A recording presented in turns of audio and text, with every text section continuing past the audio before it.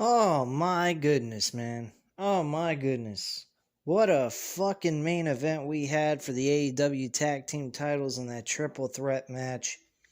This is your AEW Dynamite July 13th, 2022 review, by the way. And I do want to send out a message to all followers on this channel that like to hear from me about Impact Wrestling. I am going to say this. Before I go into the review about AEW Dynamite, I am no longer doing Impact Wrestling weekly episodes. I will cover their pay-per-views once a month that they do, but I am not doing any more Impact Wrestling weekly reviews because I have taken a look at the YouTube channel. I've noticed that the reviews have not gotten a lot of views compared to like an AEW or WWE. So I do apologize to those that want to hear from me weekly about Impact Wrestling, but unfortunately, I don't see the point in doing so when my views are under 20 views a week on these episodes. So I wasn't very satisfied with them, so that's why I've discontinued, and I did not upload a video this past Monday like I said I was going to do, but I will come around to doing the Against All Odds review, and I will do that for you guys sometime during this weekend if I find the time to do so, because I am in the midst of transitioning to finding a new place, so I may have to do that during the weekend and everything. So if worst case scenario, I will upload a review on that on next Monday actually. So I will give you guys my viewpoint on that pay-per-view, and I will be giving you guys Emergence that should be coming up the next couple of weeks to a month, sometime in August, I believe. So I will give you guys a review on that as well, and I'll just follow along on the weekly episodes just to keep myself understanding what's going on the weekly televised shows, because the shows aren't bad. It's just that the reviews on this channel have not been doing all that well when it comes to Impact Wrestling.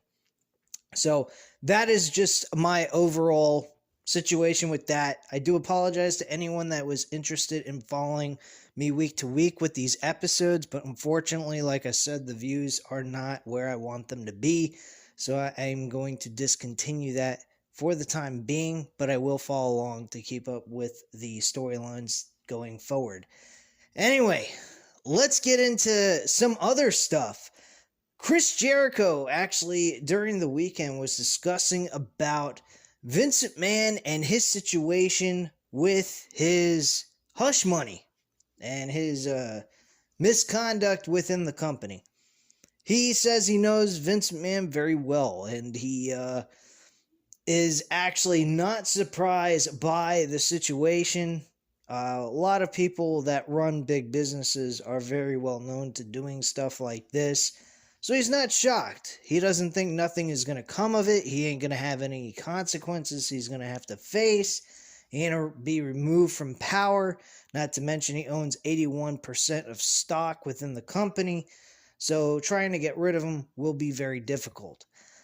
I find that to be untrue, but he did say that there's a possibility he could be wrong in the end. So he was very open-minded to the situation, and he might be wrong. He's not 100% right, but based on previous situations that have happened in other big businesses, he did not see any change. Now I understand his point of view and why he is going that route, and I can understand that simply because of the track record of what he's done his research on and what he's heard about with other businesses doing shit like this. So I get his point of view, but also at the same time, this man is running a multi-million-dollar company. He is the chairman of the board, and on top of that, he has done some things that are very illegal as a professional business owner. First off, he refused to re-sign somebody because they didn't want to give him blowjobs anymore. I mean, that's just downright fucking sick. And secondly, the women that took these offers from Vince McMahon ought to be ashamed of themselves, degrading themselves just for a lousy fucking buck.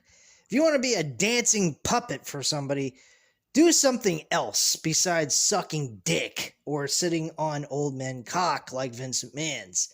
That's just my viewpoint on that. But personally, I do believe there is going to be some consequences coming forward with Vince McMahon's situation. If not, I gotta say, guys, I think it's time that I boycott this fucking company completely off my channel without doing any reviews. I don't know how I'm gonna do it. I don't know if I'm going to do it, stick with my word here, but I really believe it's the right thing for me to do. Unfortunately, it will hurt the channel quite a bit. A lot of people like tuning in to hear my rants about the product for WWE, as well as doing the reviews on the monthly pay-per-views. And when I do weekly reviews on Raw and SmackDown, man, my viewership just is unbelievably high. But the problem is, the shows are so freaking boring, there's no point in doing them. I just constantly, week after week, repeat myself over and over again. It gets quite retarded. I feel like a broken record. I mean, I listen to JD from New York 206's reviews on Raw and SmackDown, and my goodness, he just says the same old shit. I don't even understand why he does this outside of the fact he earns his money off of this shit. So he can pay his bills and live his life that he lives, which he apparently seems to be living a pretty damn decent life, compared to what I've heard him say. You know, being able to go to AEW multiple times, seeing their shows, and traveling out of New York, going to Chicago and shit like that. So I gotta say, I mean, the guy's not living a bad life to be able to have that kind of money to go traveling to AEW pay-per-view events. So I gotta give him a lot of credit for what he's been doing with his channel. He's been killing it. He's been killing it for a very long time. I wish my channel would do the same thing, but there's certain things I might be saying on this channel that nobody likes. Maybe I don't sound good enough to people. Maybe I'm not intensified enough for everybody with my commentary about these shows. Or maybe I just don't review WWE enough to get enough subscribers to really catch up to JD, which is extremely hard. He has over 130,000 subscribers. I only have 284. By the way, the three new subscribers that just recently came in this past weekend, which I believe came off directly from the Vince McMahon rant about the new information about Vince McMahon this past Friday that came about. I think probably that's where I got my subs from, and I greatly appreciate you guys subscribing to the channel. Hope you enjoy the rest of the ride from here on out with this channel. Anyway, personally, AEW tonight, good show, great wrestling overall, nothing to really complain about here. But the main event was a great match. But why did they go with Keith Lee and Swerve Strickland? I do not understand this. During the middle of this match, Swerve Strickland looked like he was on the verge of screwing over Keith Lee, hitting him with the championship belt. He looked like he was about ready to hit him with a championship belt in the head. And then instead, he drops the title, goes back to the match, and they end up winning the tag team titles. I just do not understand. Why would the Young Bucks lose the tag team titles to Keith Lee and Swerve Strickland? What in the hell is the point in that? Don't get me wrong, with me moaning about the end result does not mean the match sucked by any means. This match was great. Just the choice of the winner, though, was retarded. Swerve Strickland looked like he was going to freaking hit his own tag team partner in the face. So what was the point of them winning the tag team titles? Personally, what I would have had happen is I would have had Swerve Strickland and Keith Lee have some miscommunication again, and then have Swerve Strickland turn heel on Keith Lee, and the Young Bucks retain their tag team titles, of course. That's what I would have done. I don't know what the fuck TK was thinking here. This was abnormally dumb. I don't know what the fucking point of this is. And then after that, Swerve Strickland just turns heel and turns on Keith Lee. And we get a Keith Lee-Swerve Strickland rivalry between these two. Maybe built up good enough for a match at All Out, possibly. But for these two guys to end up winning tag team titles makes absolutely no fucking sense. They were having nothing but issues with each other. I mean, this makes absolutely no sense to me whatsoever. This is a very poor decision on TK's part. I don't know what the fuck he was thinking, especially giving the Young Bucks such a short tag team title reign. So I'm very disappointed with the ending result of this match, but overall, the match itself was, whoa, fucking awesome. Jon Moxley and Takashka, I think is how you pronounce his name. I might be mispronouncing it. I do apologize if I am. They had an awesome match as well. Takashka actually ended up bleeding. And during this match, I believe he started having the cut over his forehead during the picture-in-picture break that they had. And Jon Moxley and him tore it up in that match. That was an awesome matchup. Luchasaurus beat up Griff. Christian Cage once again attacking other people's, other performers' fathers who are passed away. Brian Pillman Jr.'s father was brought up in this commentary by Christian Cage, which I did not like whatsoever. I thought that was absolutely ridiculous. What else happened on the show? Oh yeah, the TNT title was defended in an impromptu open challenge.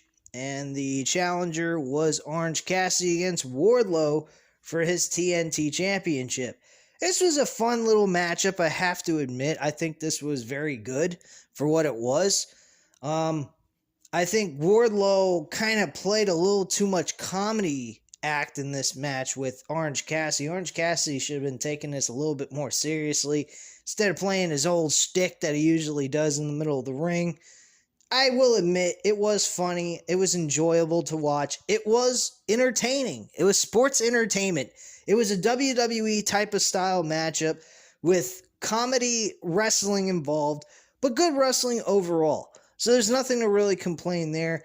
But man, I think Wardlow should have been very dominant in this match. I don't think Orange Cassidy should have had much offense in this match, and it should have been a little bit shorter, I think.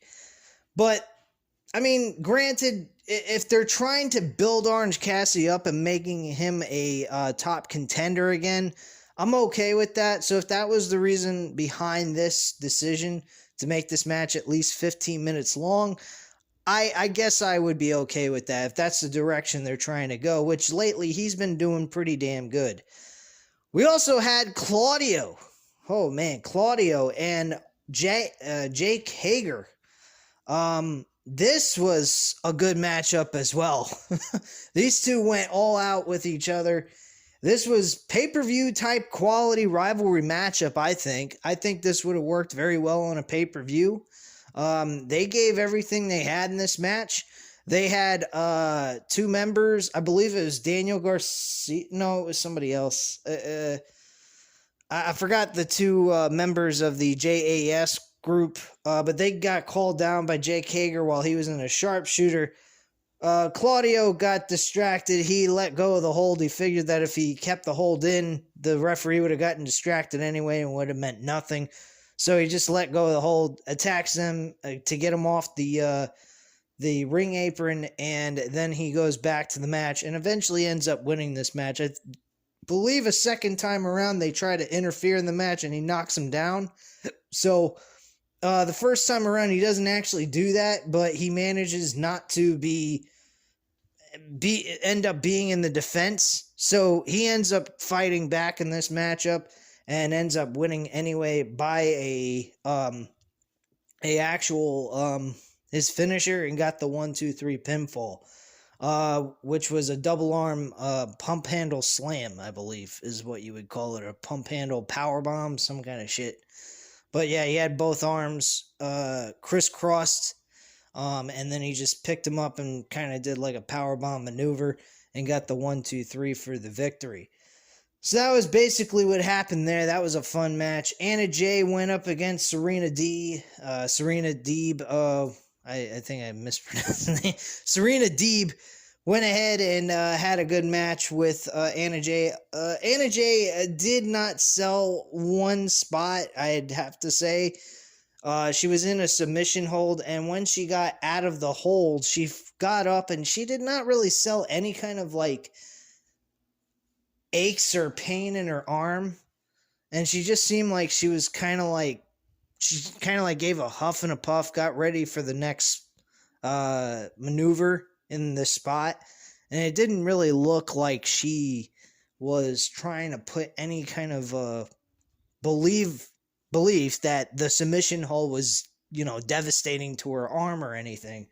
So that was kind of a little weird, I think, by Anna Jay. Anna Jay, she was okay in this matchup, but nothing too extreme. She didn't do a whole lot of selling in this matchup. She kind of just went through the motions. She's not a bad wrestler or anything, but she really needs to pay attention to the detail.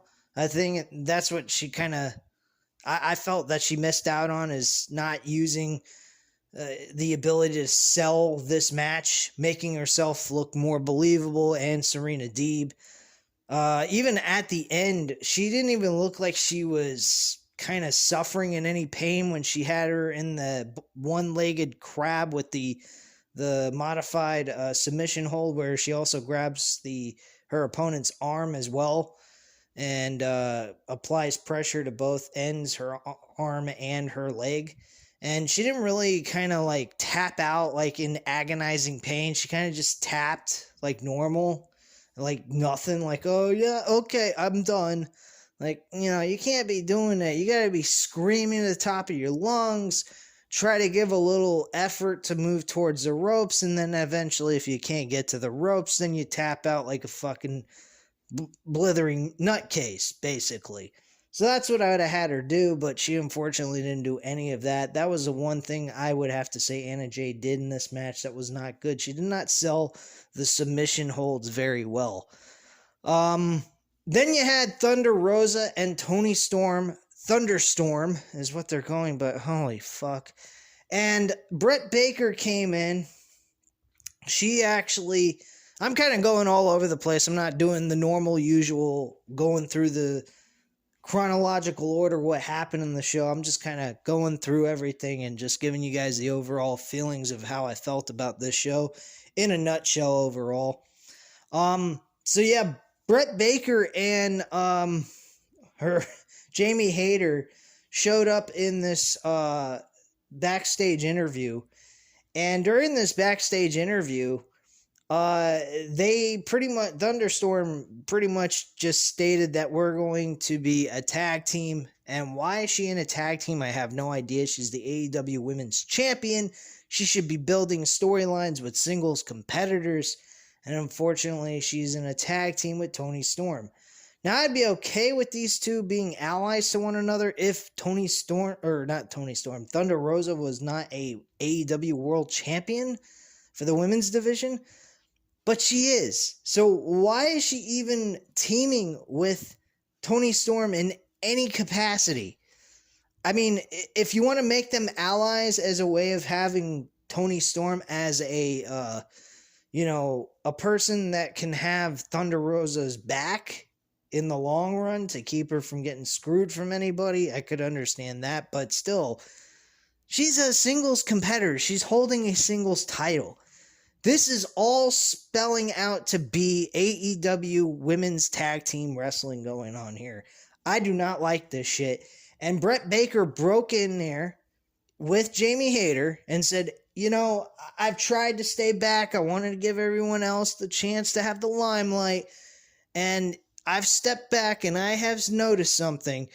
This has been an absolute disaster. Once again, Britt Baker stating the truth. Thunder Rosa has nobody to actually wrestle against for that women's championship. Her only and best opponent, rival that she's got is Britt Baker. And that is really shitty. That really is. That is terrible. So I don't like what's going on here. Jamie Hayter and Britt Baker are now apparently a tag team. They happen to have a bag I don't know what the fuck was in the bag, but I hope it's not AEW Women's Tag Team titles that she gave to Tony Schiavone to hold on to. I'm getting really scared here with the women's tag team wrestling division getting started. This is a real fucking dumb idea. The women's division is in a building stage right now. They're not even an established division yet. They have some good women here. They got good performers, some of them, like Chris Statlander, Jade Cargill. The TBS Women's Championship seems to be more prestigious and has more story to it than the AEW Women's Championship. This is not good for a world major championship for the women's division. If you got your mid-card title, I mean, this is really sad. You got your mid-card title out storylining the fucking AEW Women's Championship. That's not a good sign there. Their focus is on Jade Cargill, and Jade Cargill has been improving with each and every match she's involved in. I mean, I know a couple of matches back I said she did a pretty horrible job, but she's gotten better since that match. I have noticed she's gotten better. She's less, making mistakes in the middle of the ring. She seems to know what the fuck she's doing. So kudos to her. Chris Statlander and Athena are doing great with Jade Cargill. I would like a little bit more interaction with them in the middle of the ring. Something of that kind of nature. But, I mean, still, we're getting some kind of storyline, some kind of heat and friction between these three women. And one of them is going to try to win the TBS Women's Championship. Honestly, if you really want to get technical, Jade Cargill should be the fucking AEW Women's Champion, as crazy as that sounds. Because she's getting the most storyline out of all the champions in the women's division, out of the two championships. So if you're getting the most storyline, you should be the fucking major champion in the women's division. That's just the way I look at it. But yeah, she's still new, Jade Cargill. She's still got a lot of work, and you don't have to rush her to the AEW Women's Championship. But if you can go ahead and provide good storyline telling, some kind of storyline telling with the TBS Championship, why I'm fucking up what I'm saying. Why aren't we seeing that with the AEW Women's Championship? I don't see any of that going on here. I see the women's champion in a tag team division with no tag team titles, and no tag team titles are needed. If you look at WWE, Impact Wrestling, both of those, the women's tag team wrestling division sucks. I mean, the Impact Wrestling women's tag team division there is a little bit better than WWE, but their division still sucks. They don't need tag team titles. You don't have enough women on a roster to do a tag team division. I'm sorry. It don't work. Hire more women on your roster, and then you can say you have a tag team division. Because honestly, I think the TBS and the Women's Championship is fine. They don't need any more than that. So I'm done with that rant. That's just the way I feel about that. There's some things on this show that kind of egg me a little bit, but not too much. Let's see what else. Also, we had Chris Jericho cut his promo. Chris Jericho announced that he actually did have a match when he was, I believe, 22 years old in a barbed wire match. Never knew that one. That's an interesting fact about Chris Jericho. He did this in Canada. Canada had their very first ever barbed wire match, and he won that. So he is basically saying, hey, Eddie, you want me in a barbed wire match? Bro, I'll give you your wish. And I can be just as sadistic, if not more sadistic, than you are. So he's giving him the match. That's taking place next week. That should be a great hardcore matchup. These two guys are not going to be feeling good after this match is over. I can tell you that much. And I've never been in one, and I never want to be. But yeah, he pretty much grants Eddie Kingston his wish. He cuts into Eddie Kingston's teammates and people that are around him. Currently, I got somebody calling me. Let me just decline that. Sorry about that, guys. My friend Matt87 Eagle is giving me a call because I actually called him and he didn't answer, so I gotta call him back.